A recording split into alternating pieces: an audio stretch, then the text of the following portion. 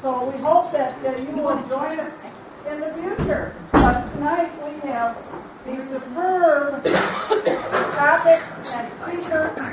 We have Chuck Thompson who will speak about fracking in Michigan.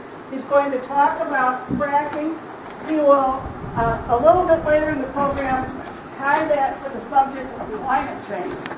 But first we'll take up fracking, and we'll also hear from Joyce Smith, who is organizing a petition drive to end fracking in Michigan.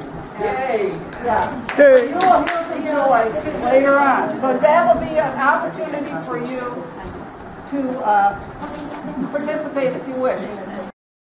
We have videographers deceiving Terrestrial Media. They are making a documentary on fracking, and they wanted to capture this. Let me say just a very few words about Chuck Thompson, and then he will take it from there. So, Chuck Thompson is our speaker. He is a writer and a person who loves to research and investigate matters. In fact, deep in his past, he was a special agent with the U.S. Air Force serving on the Special Investigative Unit. So that's where he began, or at least it stimulated him further honing his wonderful research skills that made it possible for him to make this nice presentation. He's also someone who knows a lot about marketing. He has been in advertising, had his own agency, worked for other agencies. Maybe some of the copy you've read over the years about Sears has been actually written by Chuck Thompson. So you can see he is a multifaceted individual. So I will now sit down and ask Chuck to take over. Thanks, Chuck. Thank you. Thank you very much. Good evening, everyone. Welcome. Boy, I'm amazed at the turnout tonight. This is terrific. Obviously, this is a subject of great interest. An article in a recent Mother Jones magazine, 6.5 in Arkansas, a series of them at 6.5. Yeah. And the scientists got all kinds of background information, and when they went to get their report public, it was squashed, and it was not allowed to be published or authored by the man who did most of the research was not allowed by his boss to put his name or the state of Arkansas on the report. And there's a close connection between the fracking wells and the earthquake. Yes. Well, when you're injecting all sorts of fluids, millions of gallons of water and chemicals at ultra-high pressure into rather unstable geologic layers, what do you expect to happen? The idea of it is to break open the rock. In all of their images, they show nice confined layers of here's the gas layer, and then here's a solid impermeable layer that the chemicals and other pollutants can't get through. Well, in nature, it doesn't exactly work that way yet. Is it true that the wastewater has a lot of radioactivity in it, and our wastewater plants aren't equipped to treat it? Yes. So where does it go? Okay. Well, yes. Yes. My name is Alice, and I ran for commissioner up in Oceana County. And I've got news for you. They're not telling the people what's going on up there. I live in Otto Township, and they are absolutely telling us that they're going to wipe out the forest, level it, burn it, bulldoze it, the whole 9 yards. And they're saying it's for the Carner blue butterfly. It's not about that at all. It's about fracking in the forest. In our lifetime, if we don't stop this, the Manistee National Forest and the Huron National Forest, 444,000 acres in Michigan, is going to be gone.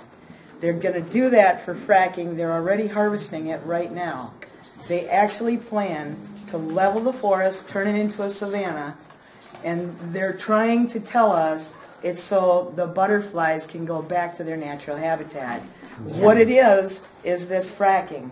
And as far as I know, there's over 7,000 sites already planned in Michigan.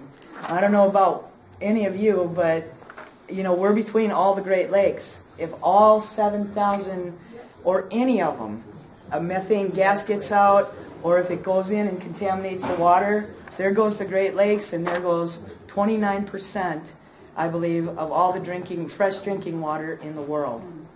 I just wanted to get that out. Thank you. Hey Chuck, I'm Ben Gillette. I got a question. So knowing how difficult the state legislature is in Michigan right now, can we ban fracking locally at the county level, and is there any precedence in the United States for that? No, Okay. Yes, there is. Chuck, I not in Oceana County. Not in Oceana County, but in Colorado, a community has banned fracking. That's true. And That's true. nobody's challenged it yet. So in our township, we have a pipeline ordinance that we wrote about 5 years ago. It took more than that. I'd be closer to 8 years ago. It took 3 years to write it. But it doesn't allow any pipeline to be installed in our township. It doesn't have a bond for its safe removal by a licensed remediation contractor when they're done. And it's $100,000 per linear mile required. The problem is, as I see it, I've been following this for over 20 years. The reason they get away with this is because if they had to do it and abide by the Safe Drinking Water Act, the Clean Air Act, the Clean Water Act, and OSHA regulations, in providing all the material safety data sheets for all the chemicals they use, which every employer in the country has to do, they couldn't afford to operate. So by polluting the land and getting what they think is a dupe out in the country, they just want looking for a few bucks, and doesn't realize that they're turning their land into a cesspool and polluting the drinking water for them and their neighbors. What township is that? Ferry Township.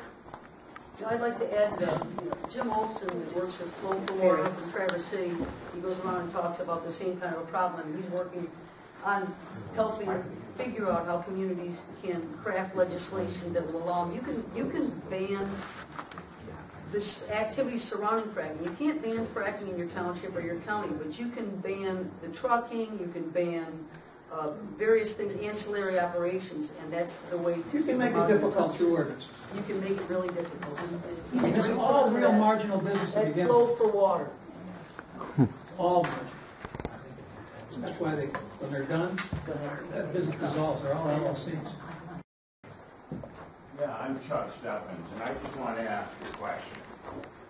Can we as individuals or we as a group, I heard this lady over here eloquently put it, we can make it difficult for them, but can you really stop fracking? Good question. I think we have a good chance of doing something on the state level. Yeah, that's something. And Joy will talk about that later. On the national level, President Obama has made it clear that he views fracking and natural gas as vital to our energy security and our national security. For the end of the evening, do I go away from here a little more knowledgeable, or do I go away from here hopeful that my vote and my signature can stop fracking? Hopefully both. Okay. Yeah. You know, a lot of this information is negative, I have to admit. But there is hope, and there are good reasons to think that we can do something in Michigan. This has been fracked and is operational. It's right up here, the X. It's just east or west of 48th Avenue between Fox and Taylor Roads. I've been to that site and been encountered by the guards who were not too happy to see me. So that one went down 7,200 feet, goes out about 5,200 feet, and it goes up here at that angle shown.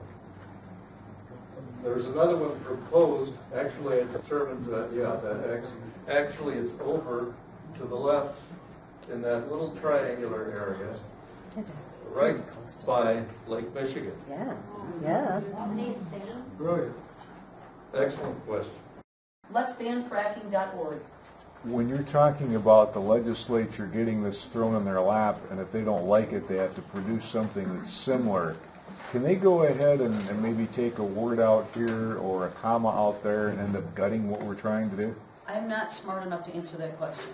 Wouldn't it make sense But- if we had but some I will heroes in the say- legislature that But I would will support it?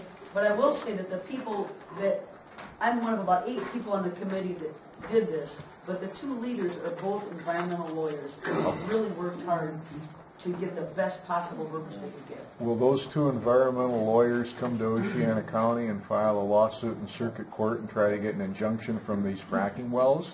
I don't know. I wasn't aware you had one in Oceana. More to the point, there's support for you guys, and I'd be happy to try to connect you with those people. Good question, Matt. Just to think by Silver Lake you guys have that happening, that's silly. Sickening. It's just ridiculous. Sickening. Okay, next question here. Say something, there actually is an application now for a fracking well in Muskegon County. Yeah. Melching's neighbor. Started, and I'll tell you, by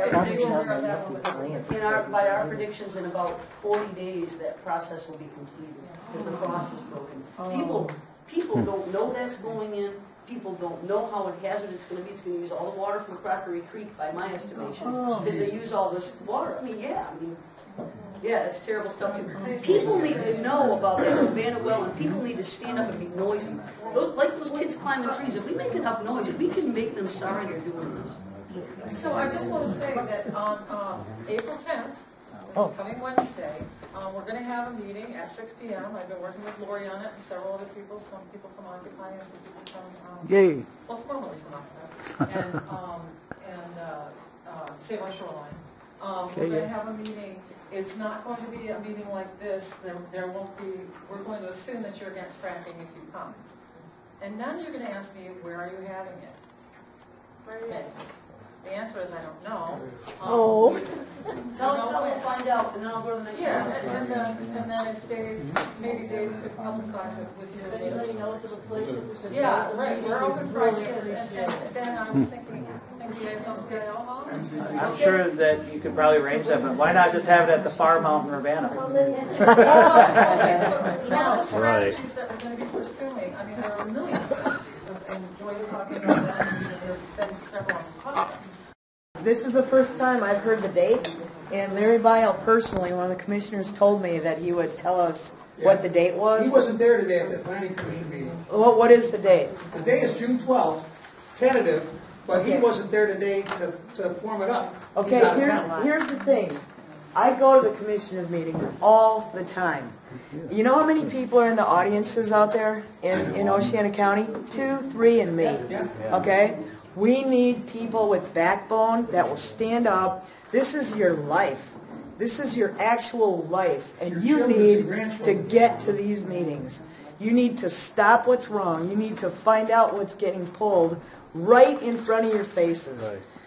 You do not have any clue what's going on in Oceana County. Get up there, get to a meeting, put your 2 cents in, see who's pulling what, find out how many of your commissioners actually own parts of the gas and oil. Find out. Get up there and see how they're spending their money. Question the budget. Question what's going on. You have no clue what's going on. I'm up there going, wow, man. And the newspaper doesn't print what actually happens. It's not a newspaper. No, it's not. No, it's not. It's my bird's bed. Sorry. Yeah. A few recipes. Yeah. People need to get to these meetings. They're every month, 2nd Thursday and 4th Thursday of every month. Get there. The leftist groups and the environmental groups and all of those concerned about the earth have to be doing something different, because what we're doing is not getting through. You know, we can have 40,000 people at the White House and on the Mall in Washington protesting the Keystone Pipeline. It looks like that's probably going to be approved. Don't know. We can go, we can make placards, we can march, we can chant. What effect does it have? We have to educate people. Until the politicians have enough pressure coming from enough people, nothing's going to happen. So the question is, how do we get enough people motivated and disturbed? My idea tonight is not to get you, well, not to give you warm, fuzzy feelings about how wonderful it is. I've presented a lot of negative stuff, and I realize that, because I think we have to. If you're in an emergency, you have to sound an alarm. Call me an alarmist. Well, Thank you. so was Paul Revere. Thank you. Thank you.